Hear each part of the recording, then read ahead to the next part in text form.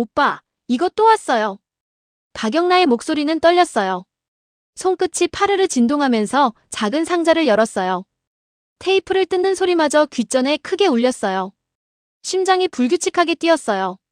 상자 안에는 낯선 남자의 사진이 들어있었는데 사진 뒷면에는 빨간 펜으로 삐뚤빼뚤하게 마치 어린아이가 쓴 듯한 글씨가 적혀 있었어요.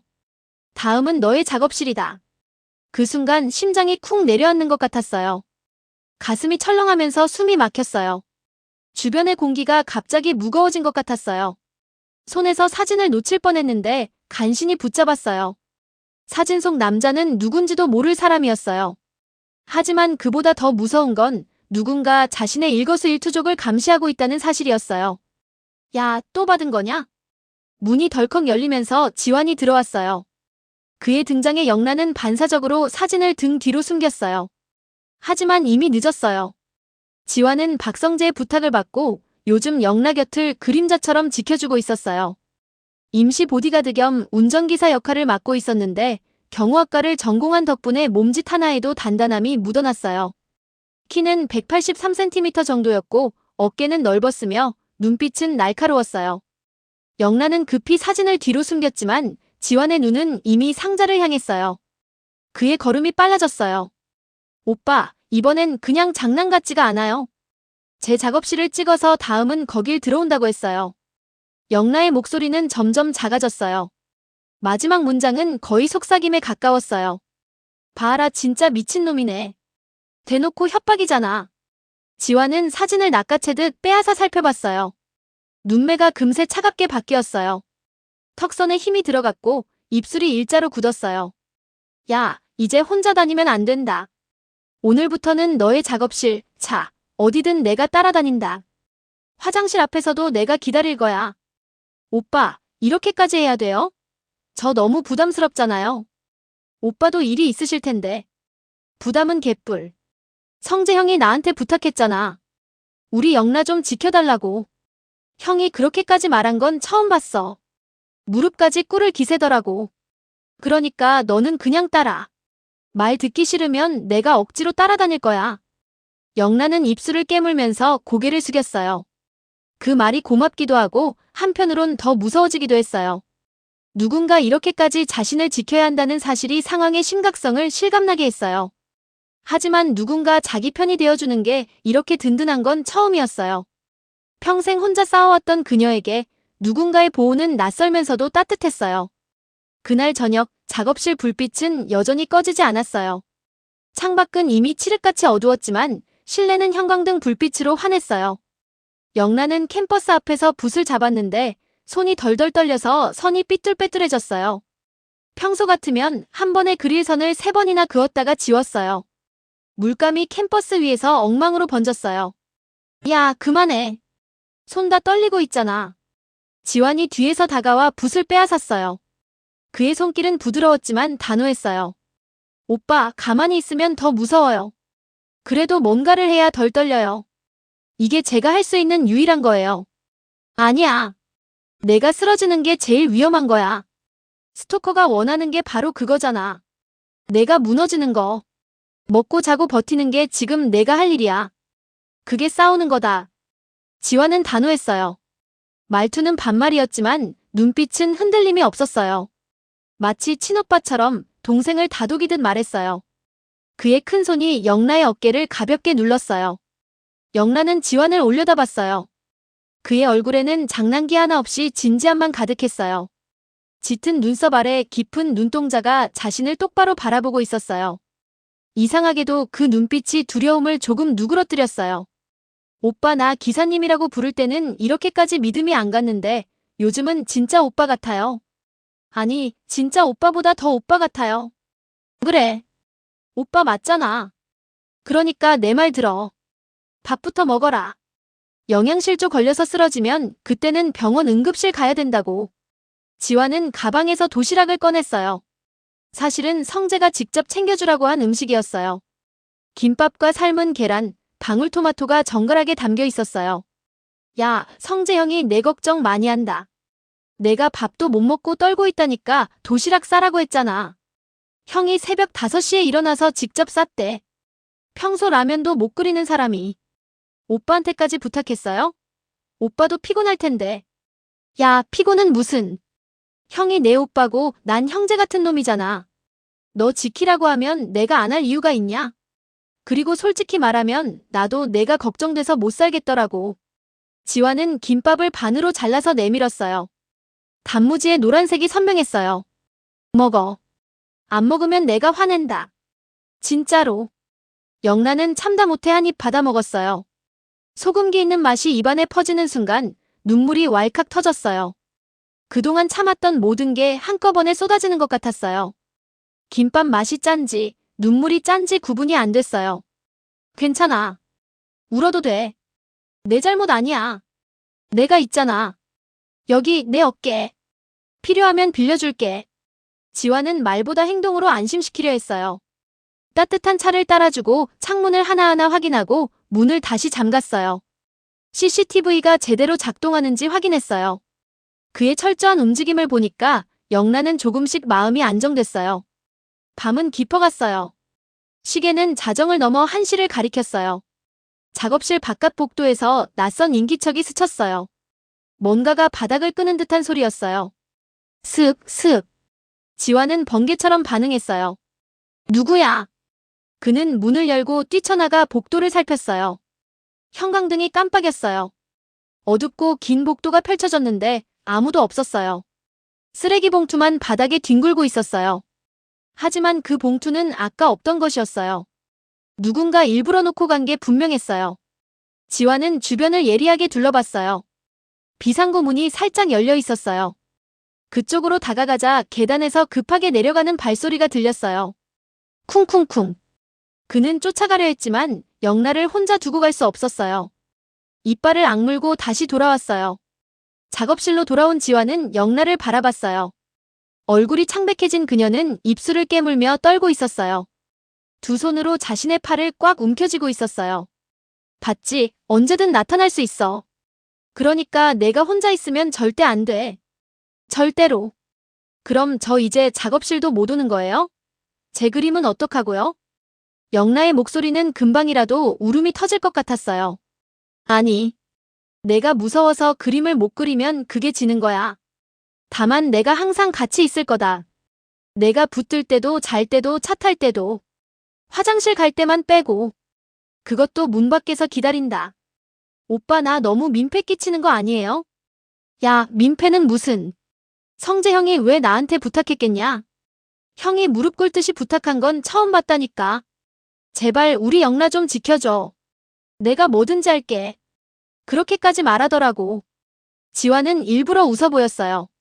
하지만 눈빛만은 진지했어요. 걱정 마. 난 경호학과 나왔어. 이런 거 내가 해야지 누가 해. 게다가 너 지키는 거 나한테는 일이 아니야. 그냥 하고 싶어서 하는 거다. 마지막 말은 작게 중얼거렸지만 영라의 귀에는 또렷하게 들렸어요. 새벽 2시가 지났을 무렵 영라는 결국 의자에 몸을 기댄 채 잠들었어요. 머리가 옆으로 꺾이고 숨소리가 고르게 들렸어요. 지화는 조용히 자신의 코트를 벗어 그녀 어깨에 덮어줬어요. 코트에서 은은한 세탁 세제 향이 났어요. 그때였어요. 문틈 밑으로 얇은 종이가 밀려 들어왔어요. 스르륵. 지화는 재빨리 주워들었어요. 하얀 종이에 검은 글씨로 이렇게 적혀 있었어요. 넌 혼자가 아니다. 내가 보고 있다. 24시간. 지환의 눈빛이 매섭게 변했어요. 손에 쥔 종이가 구겨졌어요. 이 자식 드디어 대놓고 장난치네. 좋아. 누가 이기나 해보자. 그는 영라를 돌아봤어요. 코트를 덮고 자는 얼굴이 평화로워 보였지만 이 종이 쪽지는 그 평화를 무참히 흔드는 위협이었어요. 잠결에 영라가 작게 신음했어요. 무서워요. 꿈속에서도 두려움에 떨고 있는 것 같았어요. 괜찮아. 네가 모르는 사이에 내가 다 지킨다. 약속해. 지화는 종이를 구겨 주머니에 넣었어요. 그리고 다시 의자에 앉아 밤새도록 문을 등지고 버텼어요. 눈은 한 번도 감지 않았고 어깨는 단단히 굳어 있었어요. 1시간에 한 번씩 창문을 확인했고 복도 쪽 소리에 귀를 기울였어요. 아침 햇살이 희미하게 들어올 무렵 영라가 눈을 떴어요. 뻣뻣한 목을 주무르며 주변을 둘러보다가 어깨에 코트가 덮여있는 걸 발견하고 놀랐어요. 오빠, 이거 언제 덮어주신 거예요? 내가 코 고는 소리 내면서 잠들었을 때. 내가 아니면 누가 덮어주겠냐? 코 고는 소리 엄청 크더라. 나도 잘 뻔했어. 지화는 농담을 던졌지만 충혈된 눈이 밤새 깨어 있었음을 증명했어요. 영란은 눈가가 촉촉해졌어요. 하지만 이번엔 두려움이 아니라 안도감에 가까운 눈물이었어요. 일어나. 아침은 먹어야지. 내 작업은 내가 지켜줄 테니까 넌 내 그림이나 그려. 아침 햇살이 작업실 창문 사이로 스며들었어요. 먼지 입자가 빛에 비쳐 떠다니는 걸 보니 지난밤의 긴장이 조금은 풀리는 것 같기도 했어요. 하지만 영란은 여전히 마음이 무거웠어요. 가슴 한편이 계속 답답했어요. 오빠, 저 어제 꿈도 꿨는데요. 누가 계속 창문을 두드리는 꿈이었어요. 똑똑똑 계속 두드리더니 나중엔 창문이 깨졌어요. 깨고 나서도 심장이 미친 듯이 뛰더라고요. 야, 꿈은 꿈이야. 현실은 내가 옆에 있잖아. 그러니까 겁먹지 마. 창문 깨지는 소리 들으면 내가 제일 먼저 달려갈 거야. 지화는 남은 김밥을 꺼내 아침으로 먹으라고 내밀었어요. 영란은 억지로라도 한두 입 씹었는데 밥알이 목에 걸려 잘 넘어가지 않았어요. 물을 몇 모금 마셨지만 여전히 목이 메었어요. 그때 핸드폰이 울렸어요. 영라의 번호로 모르는 번호가 걸려온 거였어요. 화면에 발신자 표시 제한이라고 떴어요. 받지 마. 이런 건 받는 순간부터 지는 거다. 근데 혹시 중요한 전화일 수도 있잖아요. 아니야. 이런 시점에 오는 전화는 100% 장난 아니면 협박이다. 믿어. 전화는 결국 끊겼는데 몇 초 뒤 문자 한 통이 도착했어요. 알림음이 작업실에 울려 퍼졌어요. 너 지금도 혼자 아니잖아. 옆에 앉아있는 사람 검은 후드 입은 남자네가 다 본다. 영라의 얼굴이 하얗게 질렸어요. 휴대폰을 떨어뜨릴 뻔했어요. 지화는 정확히 검은 후드를 입고 있었어요. 누군가 지금 이 순간 이 작업실을 보고 있다는 뜻이었어요. 오빠, 이거 봐요. 분명히 여기 저희 지금 있는 걸 보고 있는 것 같아요. 어디서 보는 거죠? 영란은 공포에 질려 주변을 둘러봤어요. 창문을 봤어요. CCTV를 봤어요. 천장을 봤어요. 야, 침착해. 이런 놈들은 심리전이야. 내가 무서워하는 모습 보여주는 순간 더 설치거든. 그냥 운으로 맞춘 걸 수도 있어. 검은 후드는 흔하잖아. 하지만 지환의 목소리에도 긴장감이 묻어났어요. 그는 곧바로 창문 커튼을 확 닫아버렸어요. 그리고 현관문을 2번 3개 잠그고 CCTV가 어디 달려있는지 확인했어요. 작업실 구석구석을 샅샅이 뒤졌어요. 혹시 몰래 설치된 카메라가 있나 살폈어요. 낮이 되었지만 작업실 안은 무겁게 가라앉았어요. 커튼을 쳐서 빛도 잘 들어오지 않았어요. 영란은 그림을 그리려 했지만 집중이 안 됐어요. 붓끝은 자꾸 허공만 긁었어요. 물감이 팔레트에서 마르고 있었어요. 오빠, 저 진짜 아무것도 못하겠어요. 이렇게까지 무섭게 만들 줄 몰랐어요. 제가 뭘 잘못한 거죠? 야, 못하는 게 아니라 안 하는 거야. 넌 그림 그릴 수 있어. 근데 내 마음이 겁먹어서 도망가려는 거지. 그거 스토커가 원하는 거야. 너 그거 알지? 내가 무너지는 거. 그게 목표야. 알아요. 근데 머리로는 알아도 몸이 말을 안 들어요. 손이 떨려서 선 하나 제대로 못 그어요. 지화는 의자에 앉아 팔짱을 끼고 말했어요. 괜찮아. 오늘은 내가 끝까지 지켜본다. 내가 눈 감아도 되고 울어도 되고 붓을 던져도 돼. 소리 지르고 싶으면 지르고. 그래도 내가 있으니까 괜찮아. 그 말에 영란은 울컥했어요. 눈물이 한 방울 또르르 흘렀지만 이번에는 손으로 닦지 않았어요. 그냥 그대로 두었어요. 눈물이 턱을 타고 목으로 흘러내렸어요. 점심 무렵 성재가 잠깐 들렀어요. 그는 영란을 보자마자 한숨부터 쉬었어요. 영란야, 내 얼굴이 왜 이렇게 초췌해졌어? 잠도 못 잔 티가 팍팍 나잖아. 눈 밑에 다크서클 봐라. 제대로 먹긴 먹은 거야? 오빠, 그냥 괜찮아요. 오빠 일 많은데 굳이 여기까지 안 오셔도 돼요. 회사 일은요? 무슨 소리야? 내 동생인데. 일보다 내가 더 중요하지. 지환아, 내가 옆에 있어서 다행이다. 너 없었으면 내가 미쳐버렸을 거야. 진심으로. 성재는 지환의 어깨를 꽉 잡았어요. 지환은 짧게 대꾸했어요. 형, 걱정 마. 내가 지켜. 근데 형도 조심해라. 이게 단순한 스토커짓 같진 않아. 뭔가 더 큰 게 있는 것 같아. 성재는 의미심장하게 고개를 끄덕였어요. 하지만 더 묻지는 않았어요. 그는 잠깐 머물다 떠났고 다시 작업실은 두 사람만 남게 됐어요. 성재가 나간 뒤 공기는 더 무거워진 것 같았어요. 오후 3시쯤 작업실 문이 갑자기 덜컥거렸어요. 손잡이가 아래 위로 흔들렸어요. 영란은 깜짝 놀라 소리를 질렀어요. 누구세요? 대답은 없었어요. 대신 손잡이가 몇 번 더 흔들리다가 멈췄어요. 지환은 재빨리 문 앞으로 다가가서 큰 소리로 외쳤어요. 지금 뭐 하는 놈이야? CCTV 다 찍히고 있으니까 꺼져라. 경찰 부른다. 잠시 정적이 흐른 뒤 복도 끝에서 발소리가 멀어졌어요. 뚜벅뚜벅. 점점 작아지다가 사라졌어요. 영란은 숨을 거칠게 몰아쉬었어요. 과호흡 직전이었어요. 오빠 들으셨어요? 진짜 누군가였죠? 제가 착각한 게 아니죠? 그래. 근데 걱정 마. 내가 따라 나가면 오히려 위험해. 지금은 너 지키는 게 먼저야. 넌 내 옆에 붙어 있어. 지환은 영란을 자신의 뒤로 감쌌어요. 두 팔로 그녀를 보호하듯 안았어요. 그날 밤은 더 힘들었어요. 영란은 초저녁부터 불안해서 그림을 아예 내려놓았어요. 대신 창문마다 커튼을 치고 문 앞에 의자를 세워뒀어요. 테이블도 문 쪽으로 옮겼어요. 오빠, 이렇게까지 해야 마음이 조금 놓여요. 바리케이드처럼요. 야, 의자 하나 세운다고 막아지냐? 하지만 내 마음이 편하다면 그렇게 해. 대신 내가 문 앞에서 잔다. 오빠, 여기서 주무실 거예요? 바닥 차가운데요. 감기 걸려요. 괜찮아. 군대도 갔다 왔는데 이 정도는 아무것도 아니야. 훈련소 때는 눈 위에서 잤다고.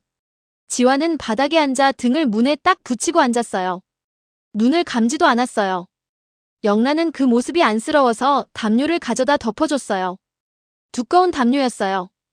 오빠, 그래도 감기 걸리면 안 돼요. 저 때문에 이렇게까지 하는 거 미안해요. 정말 죄송해요.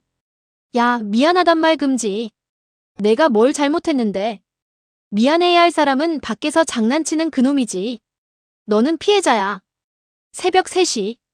작업실 복도가 조용했는데 갑자기 창문 유리가 딱딱 소리를 냈어요. 누군가 돌을 던지는 소리였어요. 영란은 소리를 듣자마자 비명을 지르며 지환에게 달려갔어요. 오빠! 창문에서 소리 났어요. 야, 괜찮아. 내 뒤에 내가 있잖아. 지환은 망설임 없이 창문으로 다가갔어요. 그런데 커튼을 젖히자 창밖에는 돌멩이가 굴러떨어져 있었어요. 누군가 일부러 던지고 간 게 분명했어요. 그리고 창문 유리에는 빨간 스프레이로 이렇게 적혀 있었어요. 곧 만나자. 봐라, 진짜 노골적으로 흔드는 거야. 근데 실패했지. 내가 겁먹고 쓰러지는 꼴 못 보여주잖아. 영란은 지환의 옆에서 손을 꼭 붙잡았어요. 손끝이 차갑게 식어 있었는데 지환의 손은 따뜻했어요. 큰 손이 그녀의 작은 손을 감쌌어요. 오빠, 저 진짜 무서울 때마다 오빠 손 잡으면 좀 나아요. 이상하게. 잡아. 언제든 잡아. 난 그게 당연하다고 생각하니까. 필요하면 하루 종일 잡고 있어도 돼. 동이 트자마자 영란은 멍하니 캠퍼스를 바라봤어요. 그림은 전혀 진도가 나가지 않았지만 옆에 누군가 있다는 사실이 큰 버팀목이었어요. 오빠, 저 사실 어제까지만 해도 포기하려고 했어요. 작업실도 그만두고 싶었어요. 그림도 그만 그리고 싶었어요. 근데 오빠가 옆에 있으니까 아직 버틸 수 있겠다는 생각이 들어요. 야, 버티는 게 이기는 거다. 내가 포기하지 않으면 그놈은 이미 진 거야. 계속 버텨. 영란은 고개를 끄덕였어요. 눈가에 맺힌 눈물이 이번에는 두려움 때문이 아니라 결심 때문이었어요. 그날 저녁 또 다른 상자가 작업실 앞에 놓여 있었어요. 지환이 곧바로 열었는데 안에는 흰 장갑 한 짝과 함께 이런 메모가 있었어요. 내가 네 그림을 대신 완성해줄까? 영란은 소름이 돋아 주저앉았어요. 다리에 힘이 빠져서 바닥에 털썩 주저앉았어요. 지환은 이를 악물고 상자를 발로 걷어찼어요. 야, 겁먹지 마. 내가 있잖아. 끝까지 지켜. 이 자식이 내 그림 손대게 놔두지 않아. 밤이 깊었는데도 작업실 안의 공기는 팽팽했어요.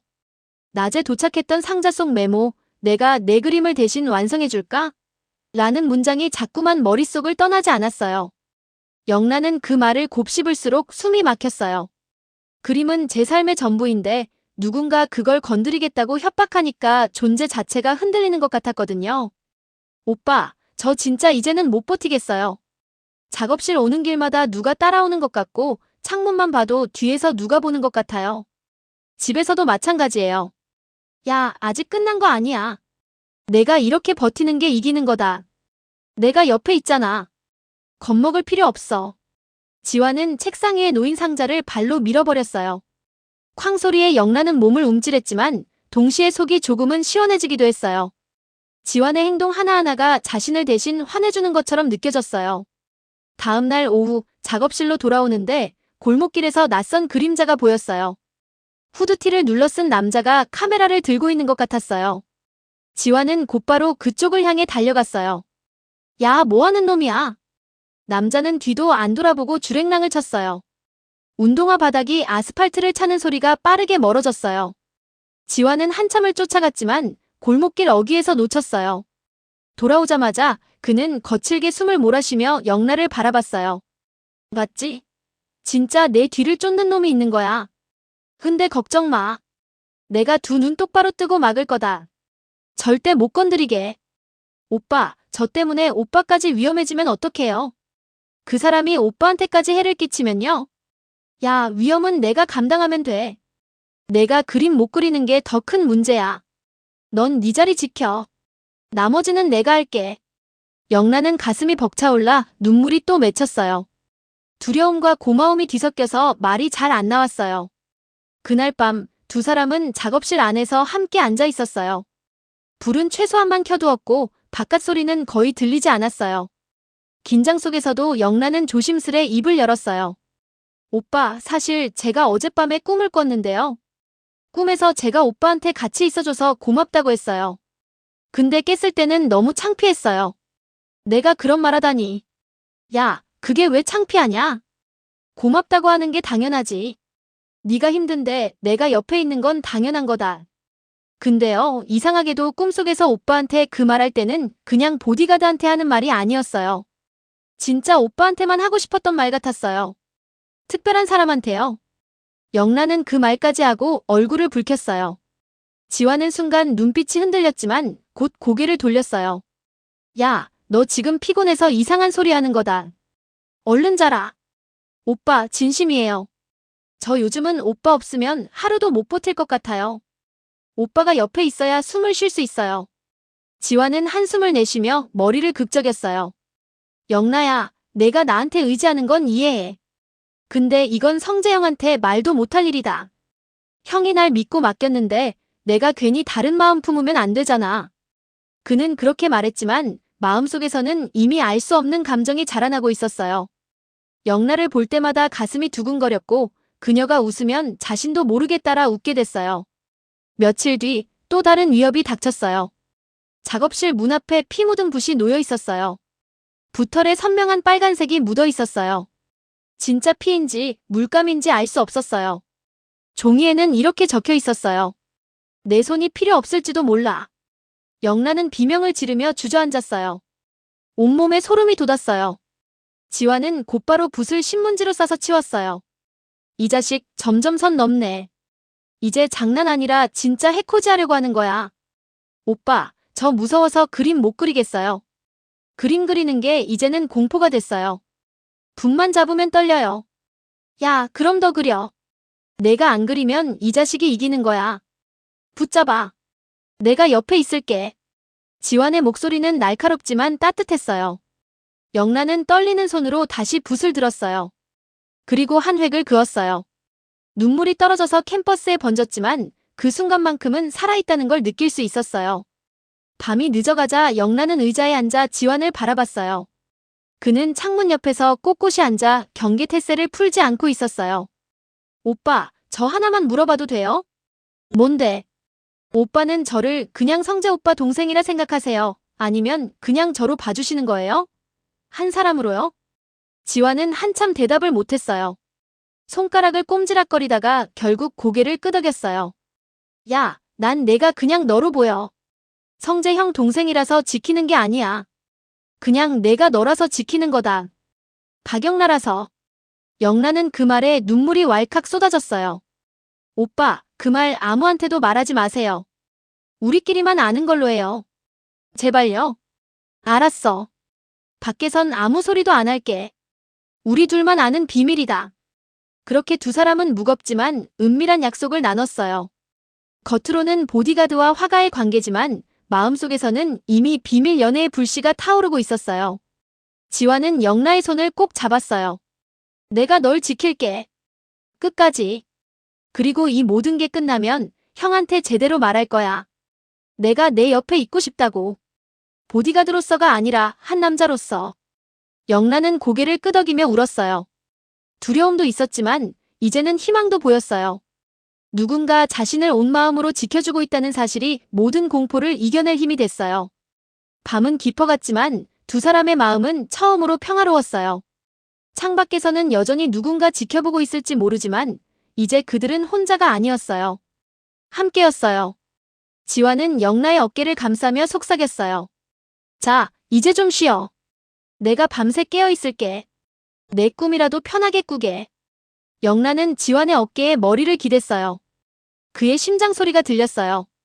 규칙적이고 안정적인 박동이었어요. 그 소리를 들으며 그녀는 조금씩 잠에 빠져들었어요. 새벽이 밝아올 때까지 지환은 움직이지 않았어요. 영라를 아는 채로 문을 지켰어요. 그의 눈빛은 예리했고 어깨는 긴장으로 굳어 있었어요. 하지만 품 안의 영란은 평화롭게 잠들어 있었어요. 괜찮아. 내가 있으니까. 항상. 지환의 속삭임이 새벽 공기에 스며들었어요. 그리고 그들의 이야기는 계속됐어요. 스토커의 그림자가 짙어지는 가운데 지환과 영라 사이에 피어오른 은밀한 감정. 앞으로 이들의 이야기는 어떻게 흘러갈까요? 여러분의 생각을 댓글로 남겨주세요. 구독과 좋아요, 알림 설정은 다음 회차를 가장 먼저 만나볼 수 있는 방법입니다. 다음 회차 연구소는 늘 여러분과 함께합니다.